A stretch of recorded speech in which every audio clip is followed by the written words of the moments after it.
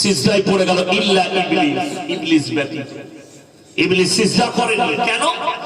আমাদের অনেক সাধারণ মানুষ মনে করে আজাজিল একজন ফেরেশতা ছিল। আজাজিল কোনো ফেরেশতা ছিল না, ফেরেশতার লাকাব দেয়া হয়েছিল। কেন? ফেরেশতা সে ছিল, আজাজিল ছিল একজন জিন জাতির সন্তান। তো সে বললে, আল্লাহ বললে তোমাকে কোন জিনিসে বাধা দিল? আদমকে সিজদা করলে না। সে কিন্তু আল্লাহর হুকুম পালন, হুকুমের দিকে লক্ষ্য করেনি। সে লক্ষ্য করেছে আদম হচ্ছে মাটির তৈরি আর আমি আগুনের, তাই আমি ডাউন হতে পারবো না। আল্লাহ বললেন তুমি অভিশপ্ত, কিয়ামত পর্যন্ত তুমি অভিশপ্ত, বেরিয়ে যাও জান্নাত থেকে, জাহান্নামের লানত করিয়ে দেয়া হলো। এখানে দুটো জিনিস কমন আপনাদেরকে জেনে নিতে হবে। আল্লাহ মাটিকে বলল, মাটি